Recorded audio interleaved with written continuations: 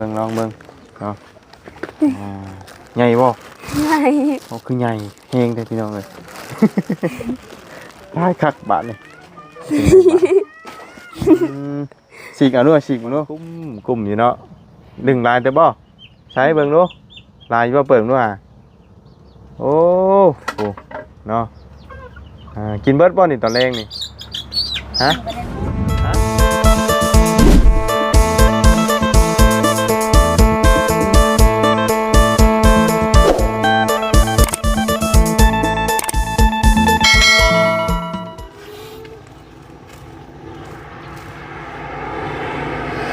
เป็นจังไดขายเบิดบ่หน่อไม้นำพี่น้องเอ้ยเนาะเห็นนานาทั้งมาจันเพิ่นก็ซื้อได้พี่น้องเอ้ยหน่อไม้เนาะ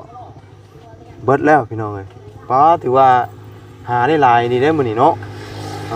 เมื่อวานนี้ได้แค่2ถุงมื้อนี้ได้เบิ่งหอยน้ำยางอยู่พี่น้องเอ้ยคำสิแม่นของเราผู้เดียวได้เห็นทางมาจันเพิ่นอันน่ะหายลงไปพี่น้องเอ้ยเนาะบ่ได้อยู่ซื่อๆดีได้พี่น้องเอ้ยน้องเพิ่นนี่ก็ยอมรับว่าขยันแฮงทั้งเอื้อยเรานี่ทั้งน้องไม้เนาะน้องไม้น้องทายแต่ว่าน้องไม้นี่น่าจะเป็นทั้งเอื้อยมากกว่าไปหาเนาะเอาพี่น้องเมื่อวานนี่มาบุญกว่าสิซื้อเกือบไม้น้องเพิ่นนี่แหละ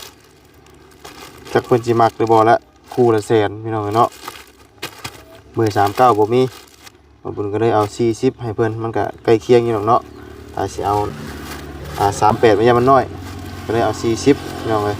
เนาะซื้อมาให้น้องเพิ่นนี่แหละเพราะว่าเห็นว่านี่เกือบขาดเนาะเอาก่อนอื่นก็กราบสบายดีและสวัสดีไปพี่น้องกันเบิดสุขุสุขคนพี่น้องเนาะพบพอกันตอนค่อยคำลงแรงเนาะฝนตกพี่น้องเอ้ยพายุเข้ามื้อนี้แห้งขนาดดูหักเข้าทั่วเบิดเนาะบ่ว่าอยู่ไสอยู่บ้านก็ถ้ามีก้านี่ถือว่าดำนาแล้วเลยพี่น้องเอ้ยเนาะ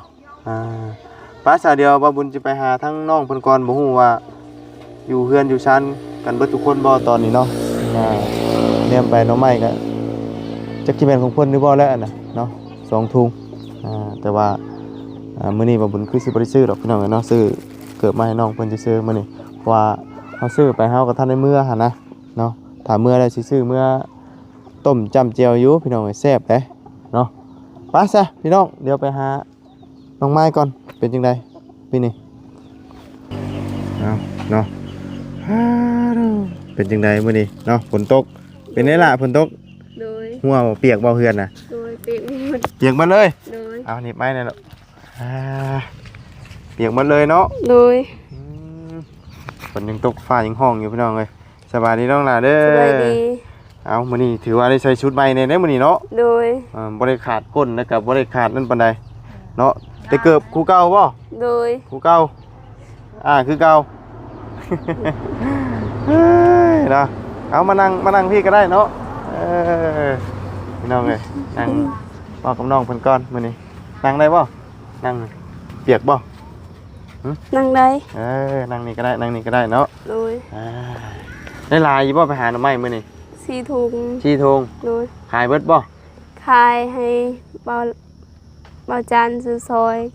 เราไปเอาดอกไม้เราบ่เอาโดยเราซื้อเหมาไปเลยบ่โดยแต่ว่าเราไว้ให้ขายต่อโดยให้ขายต่อแล้วบ่ฉบับนี้ขายต่อขายได้จักถุงแล้วบัดนี้ขายบ่ยังซื้อซอยอันกินนี่บ่โดยบ่เสียงโดยอันนี้บาบุญเด้อโดยบาบุญนี่นะนั่นบ่เสียงกินนี่บ่เสียงซื้อซอ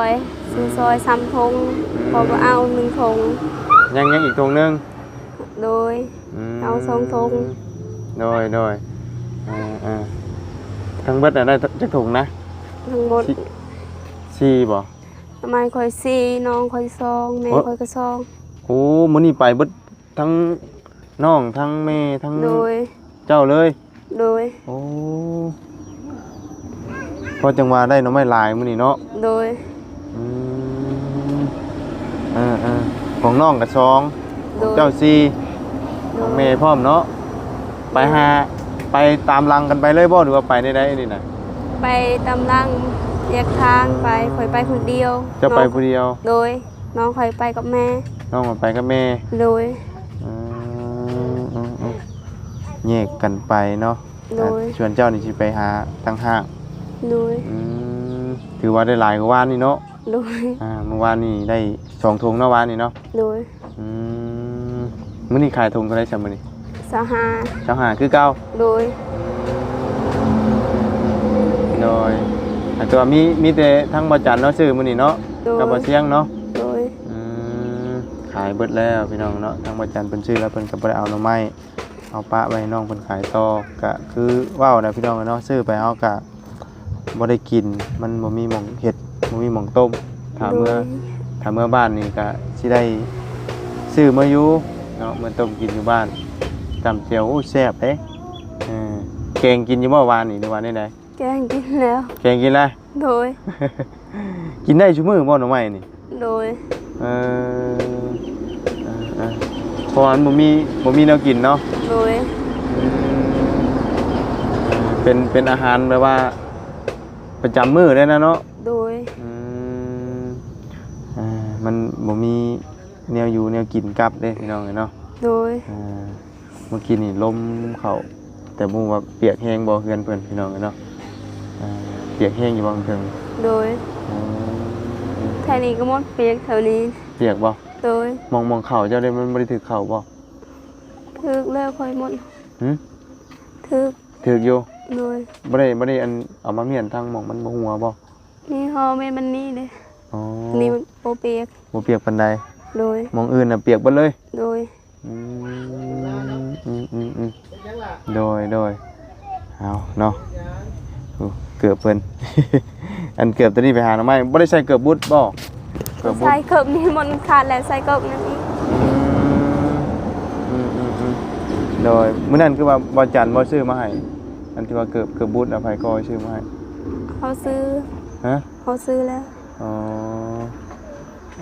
เขาใส่บ่เป็นเกิบนั้น ใช่บ่เป็นบ่ โดย โอ้โดยจะเป็นแต่เกือบอันนี้ โดย เกิดวันนี้นะเวลาเข้าไปหาหน่อไม้มันสิเฮ็ดให้ผลิกได้นี่นะมันสูงเด้มันผลิกแล้ววันนี้มันเฮ็ดให้มันขาดไว้เนาะ โดย เอามื้อนี้กันนี่แล้วนี่คือระบาบอกว่านแน่นี่สิเกิดมาให้แต่บ่ฮู้ว่าสิถึกใจหรือบ่นี่ ถึงใจ ลองใส่มึงดูเลยจะได้ถึงใจหมด ลองเบิ่งเนาะเบอร์อันละ39น่ะมันบ่มีมันมี40แต่ว่ามันสีกได้เนาะ โดย น่าจะได้อยู่แล้วลองเบิ่งเนาะใหญ่บ่ ใหญ่ คือใหญ่แฮงเด้อพี่น้องเอ้ย ได้คักบาดนี่สีกเอาด้วยสีกดูมันสีกติดได้ไหม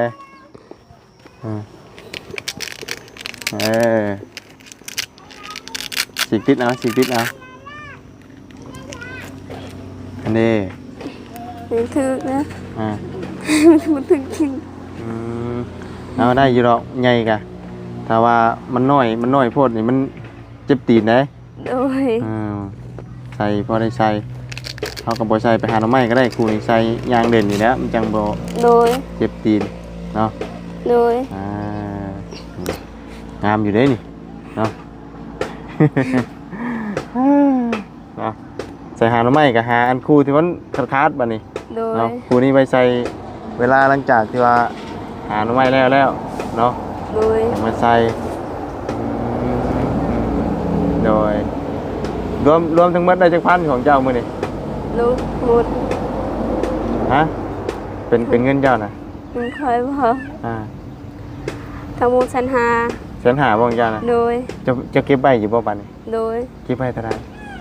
เก็บไว้ให้ลุงยังให้คอยบ่าวยังนั่นเด้ บ่า เอา ว บุญชาละวันให้คอย50ลุงโนนให้50 โดยวันนี้เจ้าสิเก็บไว้เองบ่หรือว่าสิให้แม่ ให้แม่ ให้เบิดเลยนะ โดย เจ้าบ่เก็บไว้ใช้อันส่วนตัวเนี่ยบ่ เอาเงินให้แม่ ฮะ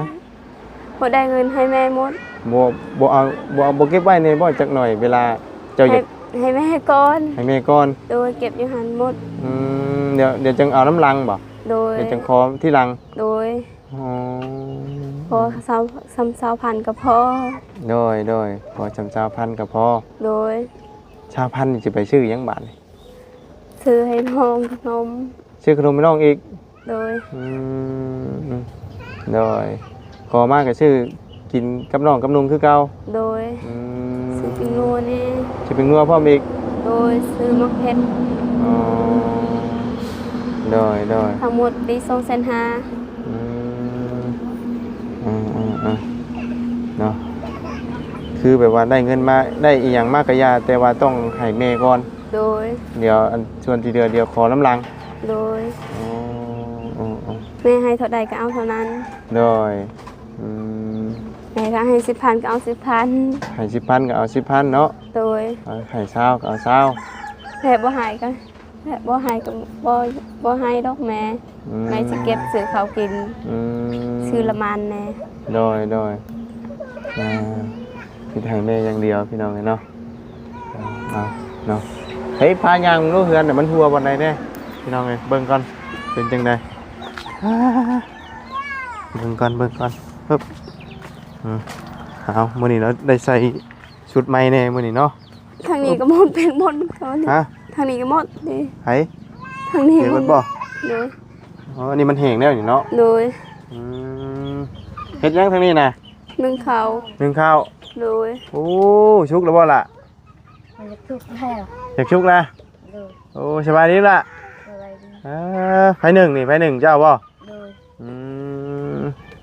นั่งเผาหมอ ประตู25บาง ตรวจอยู่เพิ่นมาซื้อหน่อไม้บ่ โดย ใช้ทั้งเมย์กับพ่อไปใช้ใช่มั้ย พ่อเคยไปทำคนรับจ้าง แล้วก็บ่ได้อยู่เนาะ โดยมื้อนี้พักพรบ่มีละมันไปให้ โดยแล้วใส่น้ำมันมือจักลิตรอันไปอันว่าไปให้นี่ ปี30 มื้อ30บ่ โดย แต่ว่าเราไปถามมันนะแบบไปหาไว้รับจ้างมื้อหน้าเนาะ โดย มื้อนี่มันหยุดบ่เจ้านี่ โดย มื้อวันอาทิตย์นี่แม่นบ่ได้หางเลยเนาะ โดยมันติดกับภาคอีสาน หน่อไม้ก็หาบ่ได้เนาะ โดย มีแต่หยุดพักผ่อนอย่างเลย โดย พักผ่อนอย่างเดียวโอ้นี่เอาไม้ค้ำไม้บ่ โดย โอ้ตีงได้นี่เนาะตีงนี่หมอหดเข่าล่มลงนี่พอแห้งแล้วบ่ได้กินแล้วนี่เนาะกำลังอันน่ะหนึ่งเข่าอยู่ทางนี้น่ะหนึ่งแต่เฮิงนะบ่ โดย ฮะโอ้ นางเผาหวดเข่าคอนกุ้มอยู่เนาะดึงลายแต่บ่ใช้เบิ่งดูลายบ่เปิ่งดูโอ้โหเนาะกินเบิดบ่นี่ตอนแรงนี่ฮะ ไม่ได้หมด ฮะบ่เบิดบ่ โดย โอ้ตอนแรกนี่สิบ่กินอันซ้ำตอนเช้าปานใดเนาะ โดย เพราะว่าตอนเช้านี่เฮาต้องห่อเนาะ โดย ว่าไงคือทั้งพ่อไปปลูกให้กับแม่นี่ก็ข้าวให้กับแม่นี่ก็เป็นต้องได้ห่อไปเนาะ โดย เขาต้องห่อเข้าไปนำ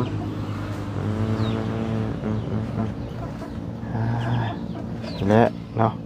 อันนี้ก็ยังบ่ได้ตอกอยู่ได้บ่นี่นะโอ้ มีแต่ข้างกันนะ เขาเป็นใหม่ ฮะ เขาเป็นใหม่ มึงมีไหม ได้เลย เฮ้ยเนาะ มีไม้ขึ้นพูกนี่ ให้ไม้แต่นี่เนี่ยบ่มีบ่นี่นี่ได้เอาไม้งาม่วงเมียงได้บ่ได้บ่ บ่ ฮะ บ่ได้ โอ้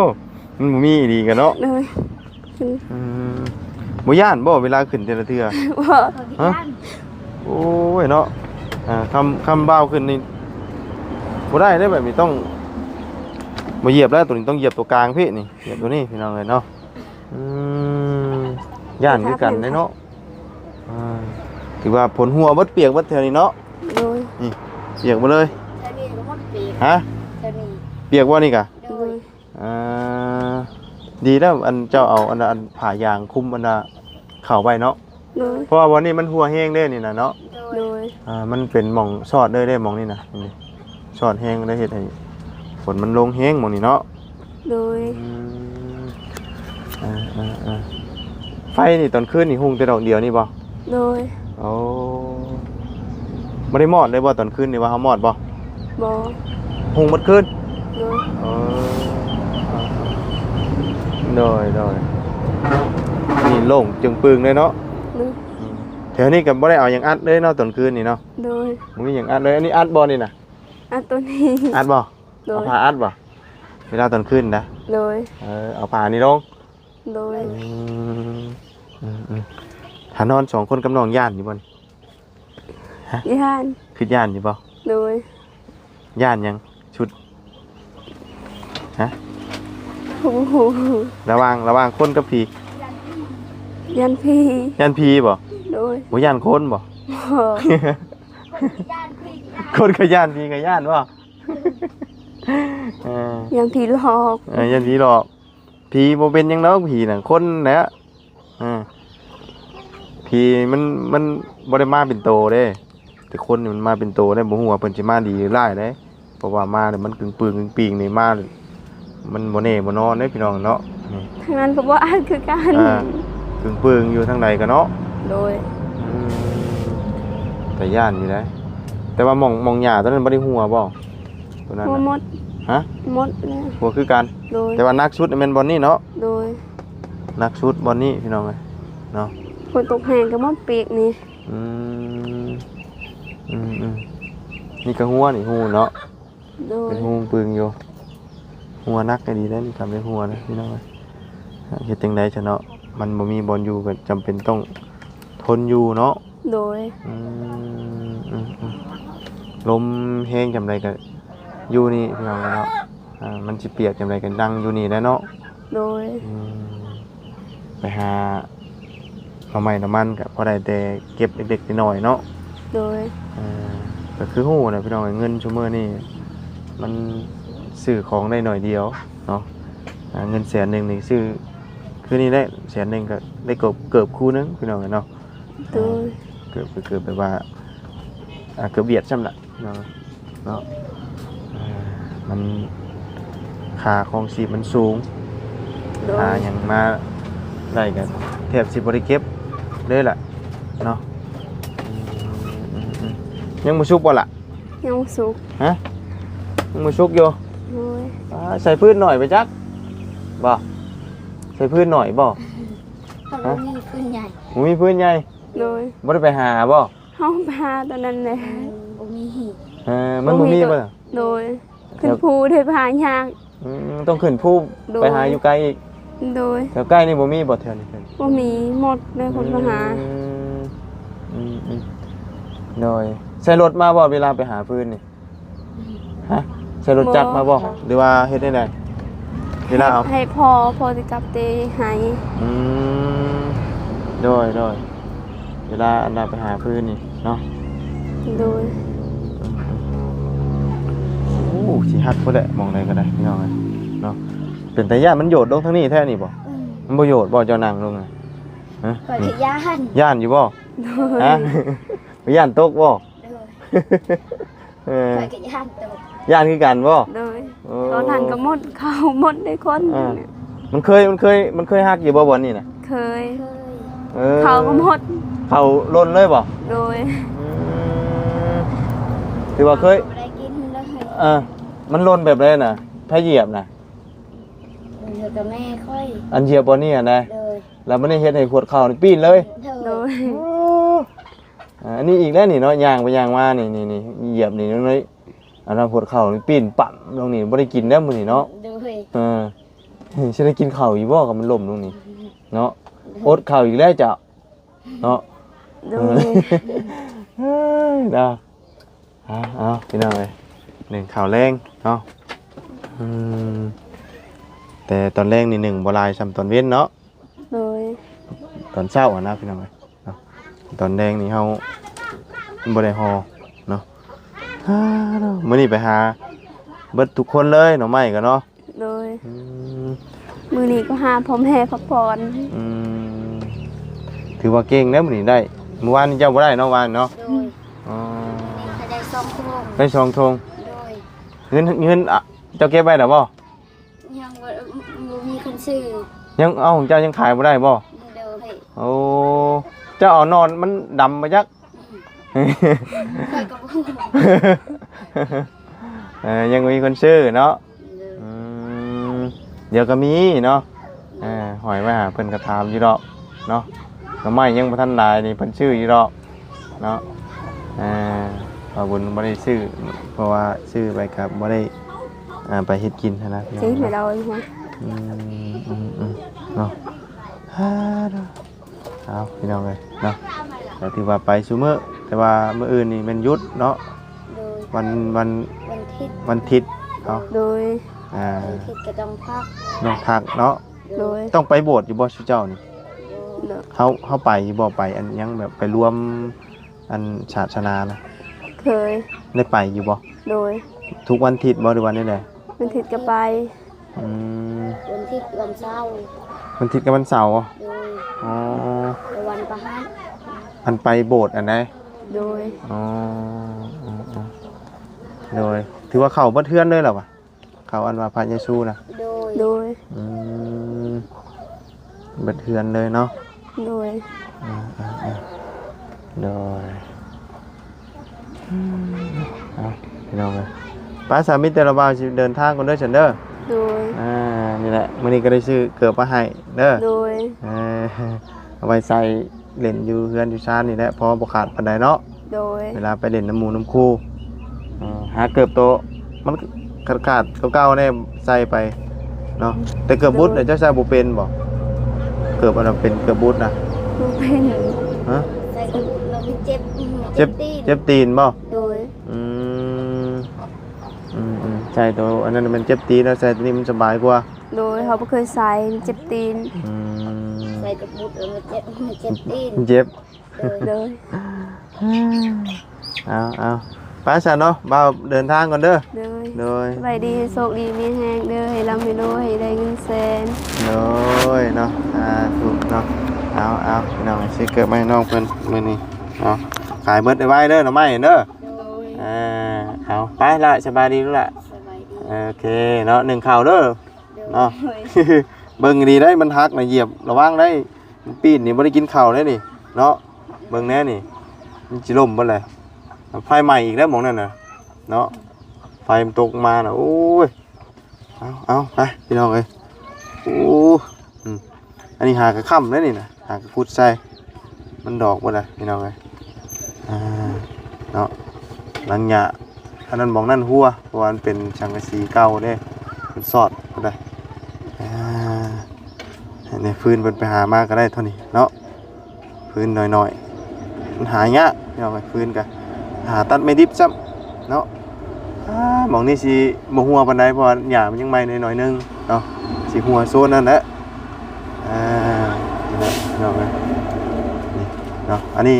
เวลานอนเพิ่นก็เอาลงอยู่บ่นี่เนาะเอาขังเอาลงดึงตรงนี้เนาะนี่แหละพอมันแบบว่าบ่โล่งจึงปึ้งเนาะเสาแล้วกันนี่แหละโอ้ช่วยแล้วบัดนี้เนาะควันกลุ่มเนี่ยโอ้หมองนี่นี่บ่ได้อัดหมองนี่กันเนาะช่วยเข้าเนาะช่วยเข้าทาพอทาแม่เนี่ยพี่น้องเลยเนาะเอาไปสาพี่น้องเนาะพี่เต้เดินทางก่อนวันนี้เนาะพบเจอกันไหมเอาขอบคุณพี่น้อง FC เด้อที่เข้ามาติดตามนะครับชมคอยให้กำลังใจด้วยตลอดมาพี่น้องเนาะเอาสำหรับวันนี้ไปแล้วพี่น้องสบายดีและสวัสดีพี่น้องกันเบิดสุขุทุกคนพี่น้องไปโอ้หลังนี้ก็ได้เนาะหลังหยาเก่าคือกันนี่ก็ได้ไปแล้วสบายดี